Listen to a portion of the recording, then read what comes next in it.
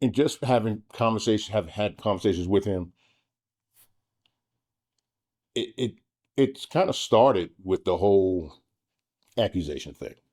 I don't think that ever set well with him.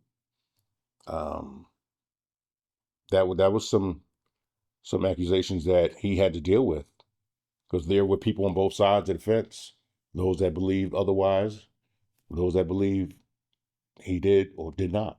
Becoming So the owner of one of the most valuable fortunes and powerful empires in the music industry turned Michael Jackson into a target for forces determined to bring him down. The pressure became so unbearable that he reportedly needed a surgical anesthetic every night just to fall asleep. In 2009, the manslaughter conviction of Dr. Conrad Murray quickly closed the case as a medical tragedy. But Michael's closest bodyguards have now broken their silence. They describe a carefully orchestrated campaign to seize assets worth billions of dollars, set in motion just before his final concert tour. If Dr. Murray was only the man who administered the fatal drug, then who was the real force that planned the death of Michael Jackson, surrounded by pressure and targeted for profit? In March 2009, Michael Jackson appeared at London's O2 Arena to announce a series of 50 concerts called This Is It. To the public, it looked like a legend preparing to reclaim his place at the top. Behind the scenes, however, the project was a matter of financial survival. His decision to sign the concert agreement did not come purely from artistic passion. It came from the crushing pressure of enormous debts that were closing in around him. The moment the contracts were signed, something began to shift in the shadows.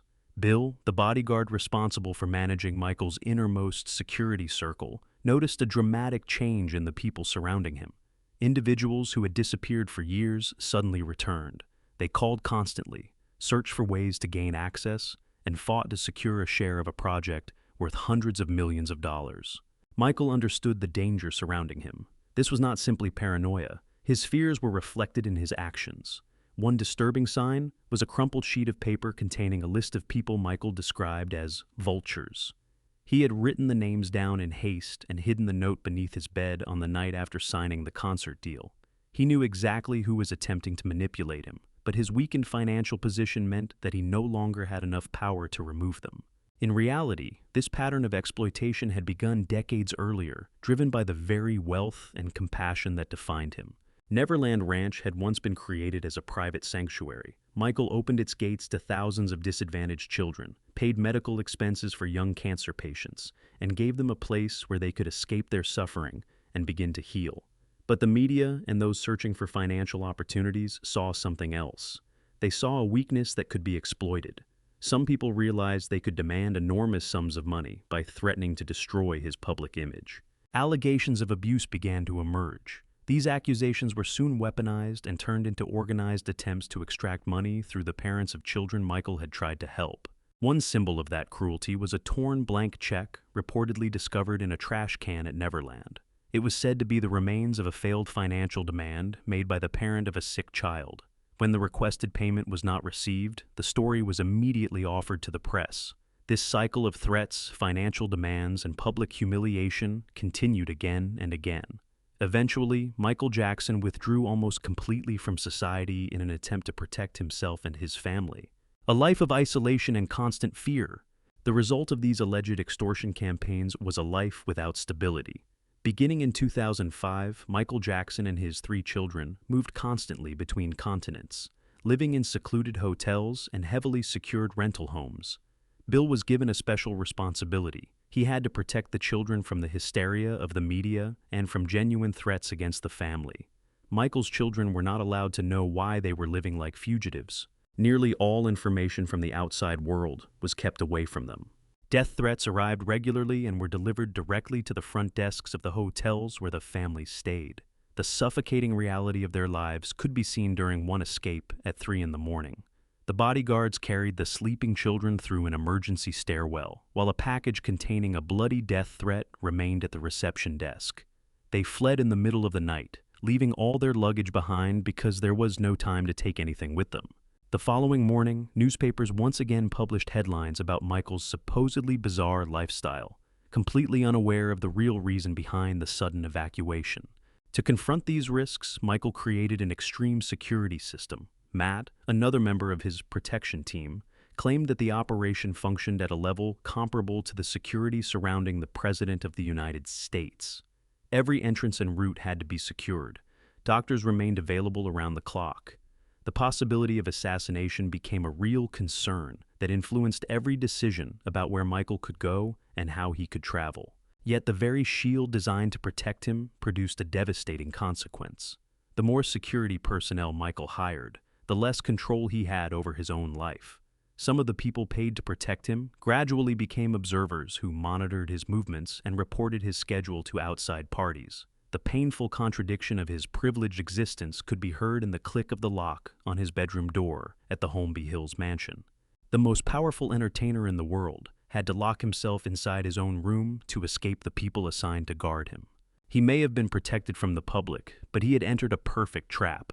And beyond that locked bedroom door, even more brutal financial battles were waiting.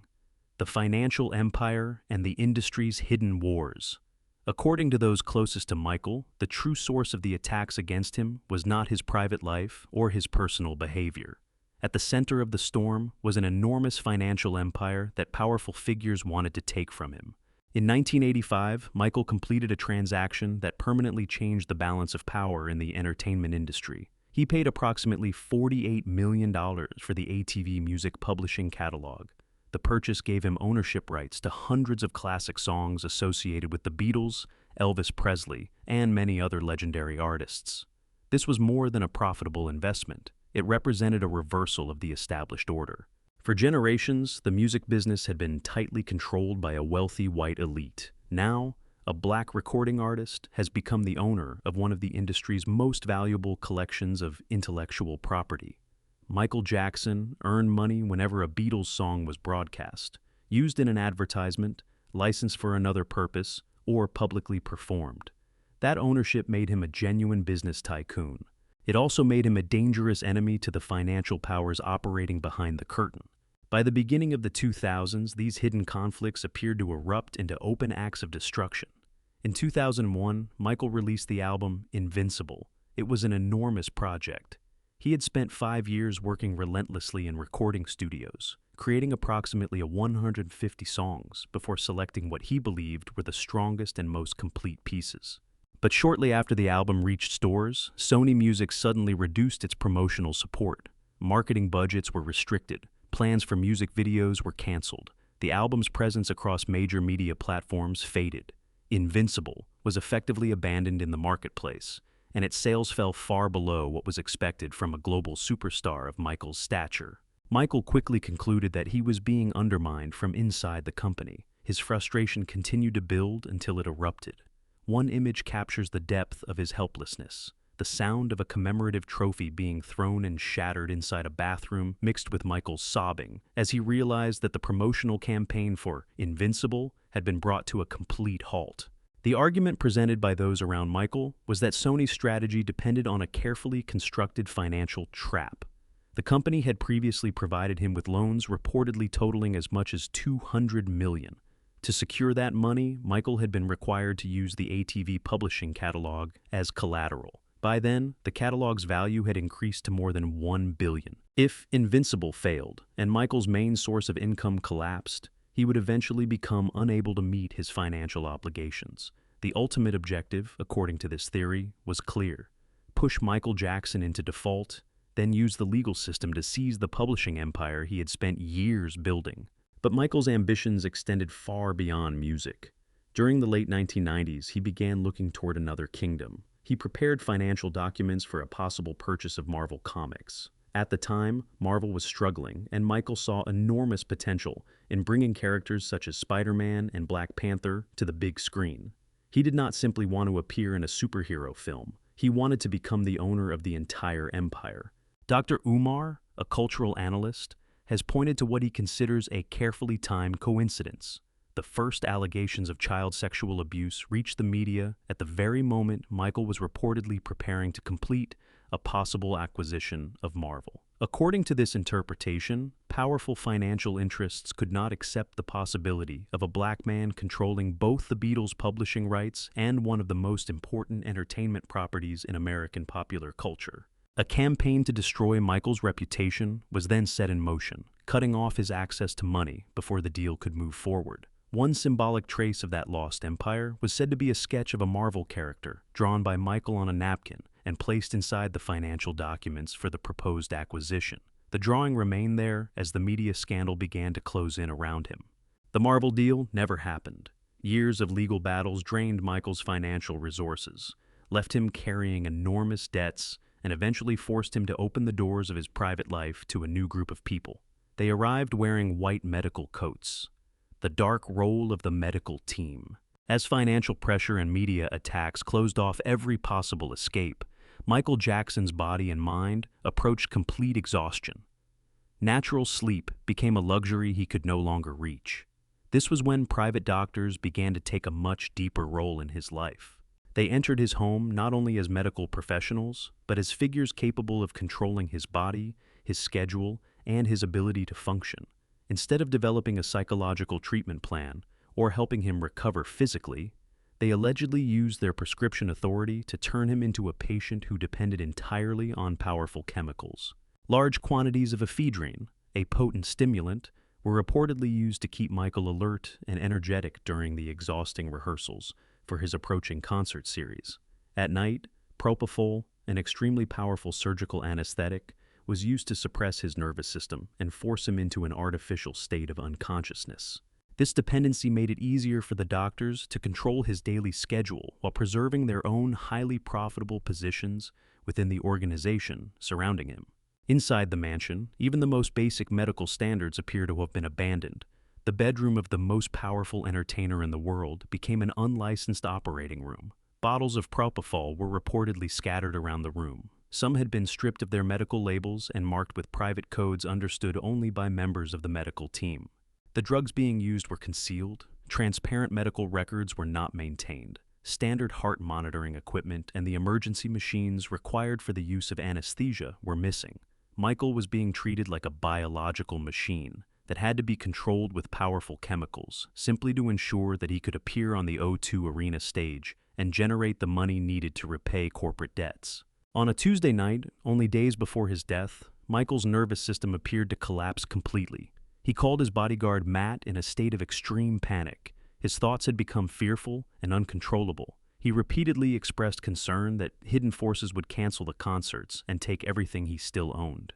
In what was described as one of his final desperate calls, Michael's voice was low, frightened, and broken. "Where is Joseph? He is the only one who can fix this." At the point of greatest desperation, Michael searched for his father. The relationship between Michael and Joseph Jackson had been tense and deeply damaged since Michael's childhood. Yet Michael understood that his father might be the only person ruthless and forceful enough to confront the system surrounding him. But the request for help came too late. Michael was running out of time. On the morning of June 25, 2009, his heart stopped in his bedroom while he was under the direct supervision of Dr. Conrad Murray. Smokey Robinson and numerous medical experts had already warned about the madness of using a surgical anesthetic inside a private home. When Michael's heart stopped, Murray did not immediately call 911. Instead, his behavior created a disturbing and unexplained period of silence. The true horror of the morning can be found in those 47 missing minutes. During that time, Conrad Murray repeatedly used his phone to make mysterious personal calls, rather than contacting emergency services. He allegedly spent much of the next hour cleaning the room, hiding medication bottles, and communicating with unidentified individuals. The critical window in which Michael might have been saved was lost. Every passing minute moved the situation closer to an irreversible ending. The hand that administered the medication belonged to a doctor, but the deliberate delay that followed carried the shape of a death sentence that had already been decided, the verdict of those left behind.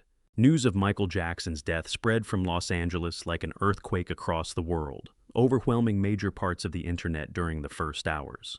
At a secret location where members of the family were being protected, Bill turned on the television and froze as he watched Jermaine Jackson step before the cameras and officially confirm the death of his younger brother. Every security plan, every escape, and every effort to protect Michael's children suddenly collapsed before Bill's eyes.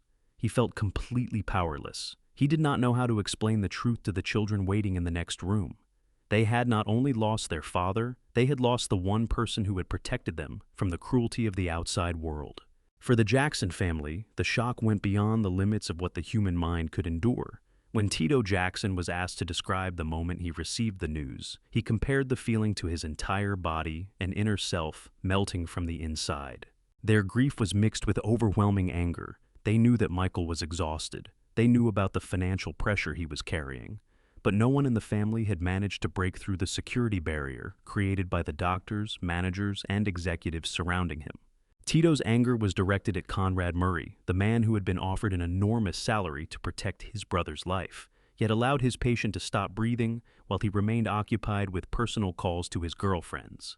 Police immediately sealed off the Holmby Hills mansion, turning it into the scene of one of the darkest criminal investigations in Hollywood history. Those who later entered the house encountered a haunting contrast.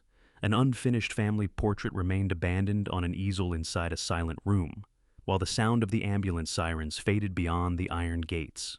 The man who had spent his life and billions of dollars searching for a safe home had died surrounded by the cold medical tubing in unbearable isolation, under the supervision of people who were profiting from his decline.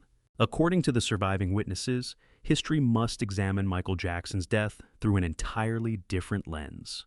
The court's 2-year prison sentence for Dr. Conrad Murray was merely the visible conclusion of a much larger story. The conviction turned him into the perfect person to absorb public blame, allowing the case to be closed while a far greater crime remained hidden. Those who were present insist that the tragedy cannot be reduced to one man holding a syringe. Conrad Murray may have performed the final action, but the brutal financial network surrounding Michael, the forced debt agreements, the destructive media campaigns, and the manipulation of powerful industry figures were what truly took his life. That system slowly destroyed him from within. It eliminated every possible escape and transformed his death into a perfect liquidation of his assets. The legal case may have been closed, but the dark story of how the entertainment industry destroyed its greatest icon remains behind as a warning written in blood.